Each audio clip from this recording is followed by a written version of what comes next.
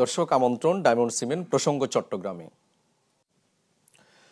দর্শক আপনারা নিশ্চয়ই জানেন চট্টগ্রাম মেডিকেল কলেজ হাসপাতালে একটি পূর্ণাঙ্গ বার্ন ইউনিট হতে যাচ্ছে। এ বিষয়ে আমরা আরও একটু বিস্তারিত আলোচনার জন্য আজ আমরা আমন্ত্রণ জানিয়েছি চট্টগ্রাম মেডিকেল কলেজ হাসপাতালের পরিচালক ব্রিগেডিয়ার জেনারেল মোহাম্মদ তসলিম উদ্দিন।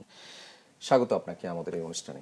আপনাকে অনেক ধন্যবাদ এবং আপনার মাধ্যমে চ্যানেল 24-এর সম্মানিত দর্শকবৃন্দকে ধন্যবাদ। নিশ্চয়ই আমরা জানি যে বহুদিন ধরে চট্টগ্রাম একটি পূর্ণাঙ্গ বার্ন ইউনিট হচ্ছে এবং সেটা অনেকদিন ধরে প্রস্তুতি চলছে। এখন কি অবস্থা আসলে সেটা একটু জানতে চাই আপনার কাছে। আপনাকে অনেক ধন্যবাদ সুন্দর একটা প্রশ্ন করার জন্য। আমরা জানি ঢাকা বার্ন ইউনিটের পরে চট্টগ্রাম মেডিকেল কলেজ হাসপাতালে একটা পূর্ণাঙ্গ বার্ন ইউনিট হতে যাচ্ছে। এটা হচ্ছে চট্টগ্রামবাসীর একটা দীর্ঘদিনের স্বপ্ন। ইনশাআল্লাহ এই স্বপ্ন আমরা ধীরে ধীরে বাস্তবায়ন করতে যাচ্ছি সরকারের সহযোগিতায়। আমাদের বর্তমান হাসপাতালে যে বার্ন ইউনিট আছে এটা হচ্ছে 26 বেডের বার্ন ইউনিট। যখন আমাদের কোনো মাস ক্যাজুয়ালিটি হয়, কোনো একটা যদি বিশাল আকারে বার্ন হয় বা গুরুতর দগ্ধ থাকে তখন কিন্তু আমাদের যে বর্তমান যে বার্ন ইউনিট আছে সেখানে কিন্তু সেটাকে আমরা কভার দিতে পারি না। আর ওই বার্ন ইউনিটে কিন্তু এই পর্যাপ্ত পরিমাণ ফেসিলিটি সেখানে নাই। এখন এই বার্ন ইউনিট যদি আমাদের হয় চট্টগ্রাম মেডিকেল কলেজ হাসপাতালে চায়নার সহযোগিতায় যে বার্ন ইউনিট হচ্ছে, এখানে ঢাকা বার্ন ইউনিটের মতো পূর্ণাঙ্গ ফেসিলিটিস এখানে থাকবে। আমরা সবাই জানি যে এখানে এটা হচ্ছে 150 বেডের একটা বার্ন ইউনিট। এর মধ্যে আছে 25 বেডের হচ্ছে এইচডিইউ, 10 বেডের আইসিইউ আর 135 বেডের হচ্ছে এখানে জেনারেল ওয়ার্ড এবং এখানে 5 বেডের কেবিনও রয়েছে। এটা মানে এই প্রক্রিয়াটা আসলে এখন কোন পর্যায়ে? এই প্রক্রিয়াটা এখন আমরা জানি এখন চাইনিজরা অলরেডি এখানে কাজ শুরু করে দিয়েছে। তারা তাদের আবাসন এবং তাদের লেবারগুলো রাখার জন্য ওখানে লেবেলিং প্রক্রিয়া শুরু হয়েছে। কিছুদিন পর ওখানে ওদের আবাসন প্রক্রিয়া হবে। ওটা কমপ্লিট হয়ে গেলে এই মাসের শেষের দিকে আমরা মূল ভবন যেটা বার্ন ইউনিটের ওই কাজটা শুরু হবে ইনশাআল্লাহ। এটা আমরা জানি যে বহুদিন ধরে আমরা এই পূর্ণাঙ্গ বার্ন ইউনিটের কথা শুনছি, বা এতদিন দেরি হলো কেন, বা এটা যদি একটু বিস্তারিত বলেন। এটা এতদিন আসলে এটা যদি আমরা ওইভাবে বলি, সরকারের যে কোনো কাজের একটা সিস্টেম পদ্ধতির মধ্যে আগাতে হয়। এটা একনেকে পাস হয়েছে আমাদের গত এবছরে এই বছরের জানুয়ারির দিকে এটা একনেকে পাস হয়। তারপরে এটা ধীরে ধীরে এটা আমরা এটা কি বলবো, এই ধীরে ধীরে এটা আপনার টেন্ডারিং আছে। তারপর চায়নাদেরও মাঝখানে তারা কিন্তু ওইভাবে আসে নাই। তারপরে এখন তারা আবার নতুন করে এটা সহযোগিতা করতেছে।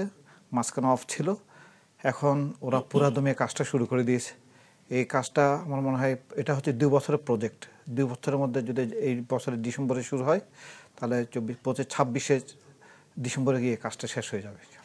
আপনি যে এইচডিইউ আইসিইউর কথা বললেন, বা আর কি কি ধরনের আসলে সেখানে সুবিধা থাকতে পারে, বা একটু যদি বিস্তারিত বলেন আমাদের।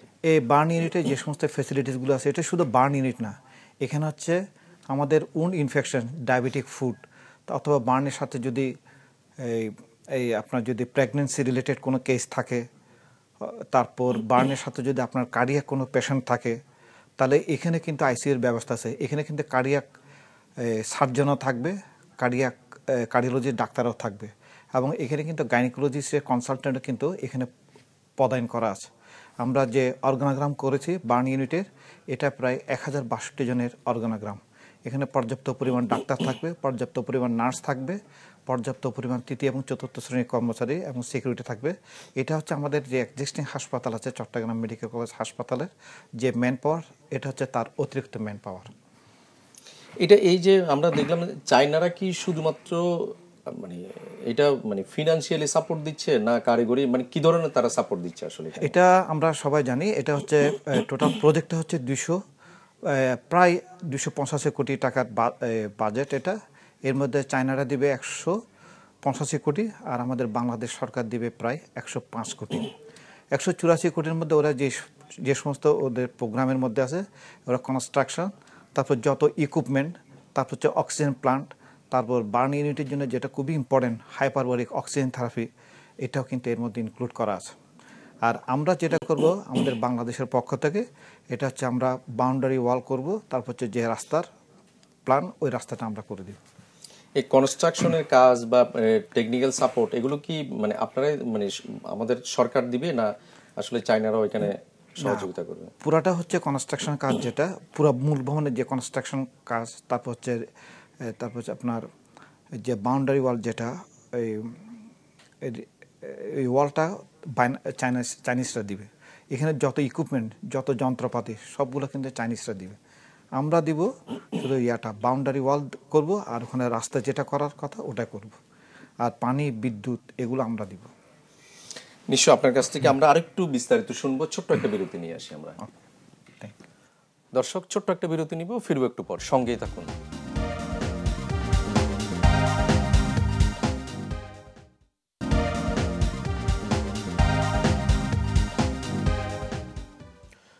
দর্শক, আবার স্বাগত ডায়মন্ড সিমেন্ট প্রসঙ্গ চট্টগ্রামে।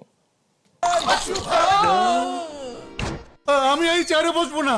বাচ্চু ভাই, এই চেয়ারকে ভয় পেও না। ডেন্টিস্টের পরামর্শ নাও নতুন কোলগেট অ্যাক্টিভ সোল, যা দাঁতের সমস্যা শুরু হওয়া মাত্রই থামিয়ে দেয়। না থাকবে ব্যথা, না থাকবে ভয়।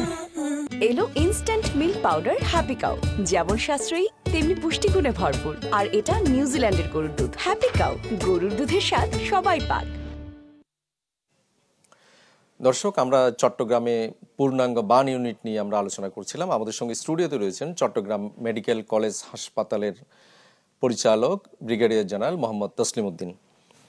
আপনি যে বিস্তারিত বলছিলেন যে আসলে কিভাবে হবে, আমরা একটা বিষয় সচরাচর দেখি, আপনি নিজেও বলছিলেন যে আপনাদের ইতিমধ্যে অর্গানোগ্রাম রেডি হয়ে গেছে, কিন্তু আমরা যেটা দেখি যে একটা স্ট্রাকচার যখন হয়ে যায়, স্থাপনা যখন হয়ে যায়, তখন এই যে জনবল নিয়োগ বা অন্যান্য সুবিধা নিশ্চিত করতে করতে দেখা গেছে চালু হইতে অনেক দেরি, কিন্তু আপনাদের এইটা টার্গেট হচ্ছে 2 বছরের মধ্যে মোটামুটি রেডি হয়ে যাওয়া।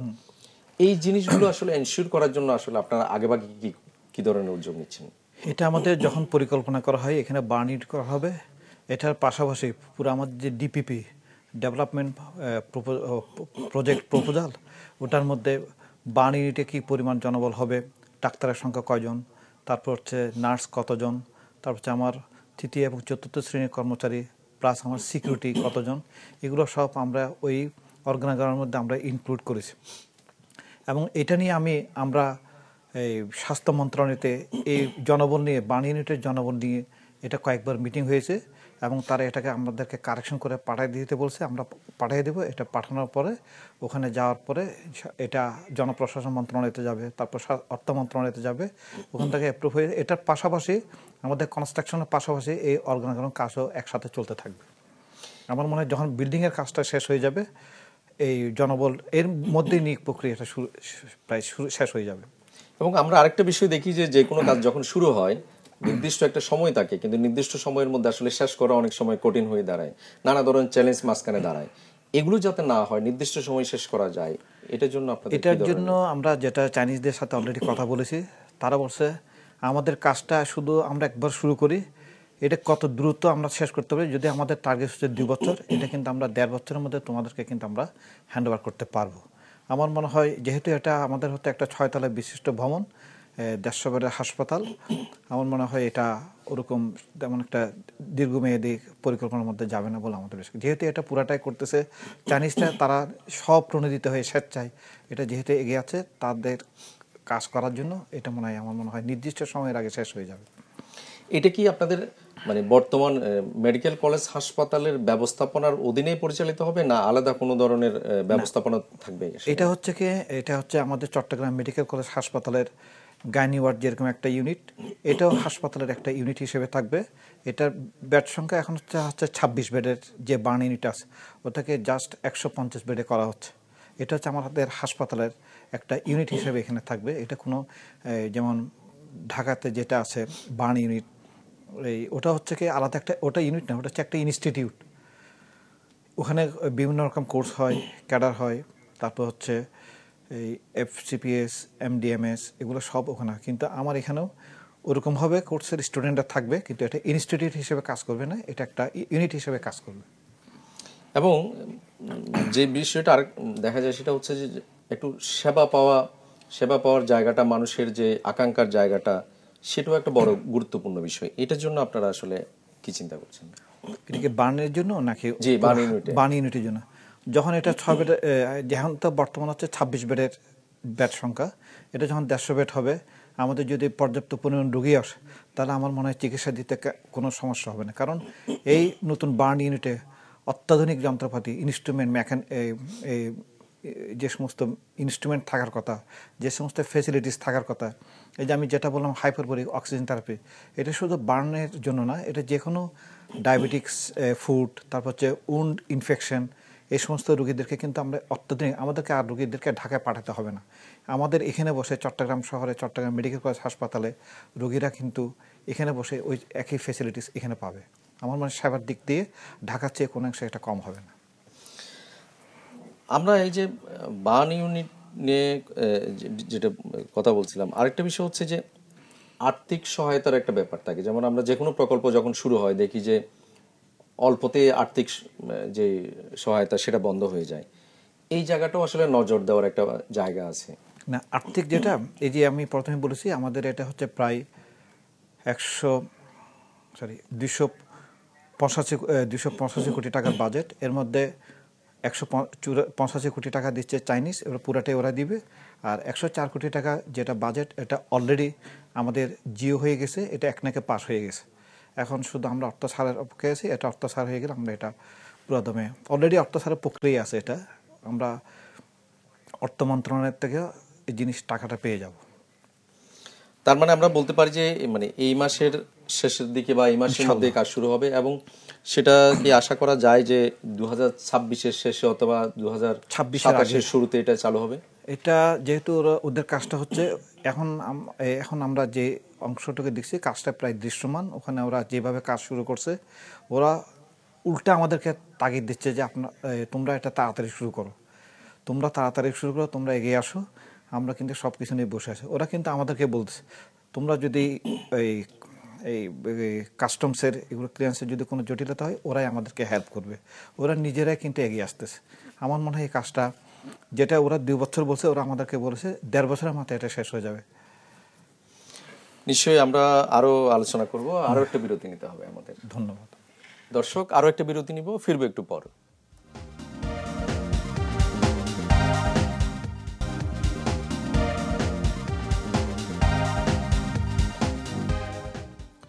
আবার স্বাগত ডায়মন্ড সিমেন্ট প্রসঙ্গ চট্টগ্রামে।